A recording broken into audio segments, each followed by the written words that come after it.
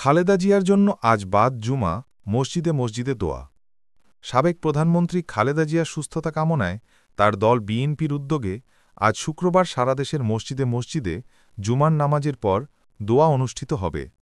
গতকাল বৃহস্পতিবার বিএনপির পক্ষ থেকে এই ঘোষণা দেওয়া হয়।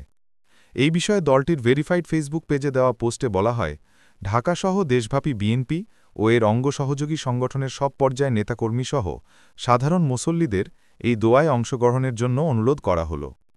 খালেদা জিয়ার আশু সুস্থতা কামনায় মন্দির, গির্জা, প্যাগোডাসহ অন্যান্য উপাসনালয় নিজ নিজ ধর্মীয় সম্প্রদায়ের মানুষদের সৃষ্টিকর্তার কাছে প্রার্থনা করার জন্যেও অনুরোধ জানিয়েছে বিএনপি। এদিকে বিএনপির চেয়ারপারসনের আশু রোগমুক্তি কামনায় আজ বাদ জুমা দেশের সব মসজিদে দোয়ার আহ্বান জানিয়েছে অন্তর্বর্তী সরকার। গতকাল প্রধান উপদেষ্টার প্রেসমিং এক সংবাদ বিজ্ঞপ্তিতে এই তথ্য জানায়। সংবাদ বিজ্ঞপ্তিতে মন্দির, গির্জা, প্যাগোডাসহ অন্যান্য ধর্মের উপাসনালয় সংশ্লিষ্ট ধর্মের রীতি আচার অনুযায়ী প্রার্থনারও আহ্বান জানিয়েছে অন্তর্বর্তী সরকার।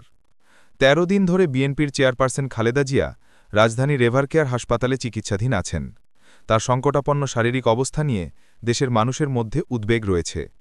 এভারকেয়ার হাসপাতালে অধ্যাপক শাহাবুদ্দিন তালুকদারের নেতৃত্বে দেশি বিদেশি বিশেষজ্ঞের সমন্বয়ে গঠিত মেডিকেল বোর্ডের অধীন খালেদা জিয়ার চিকিৎসা কার্যক্রম চলছে। উন্নত চিকিৎসার জন্য খালেদা জিয়াকে লন্ডনে নেওয়া হবে বলে গতকাল দলের পক্ষ থেকে জানানো হয়েছে। সবকিছু ঠিক থাকলে আজ সেই যাত্রা হতে পারে।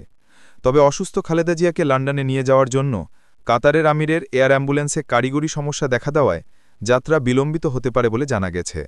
চিকিৎসার জন্য শাশুড়িকে লন্ডনে নিতে বড় ছেলে তারেক রহমানের স্ত্রী জুবাইদা রহমান ঢাকায় আসছেন।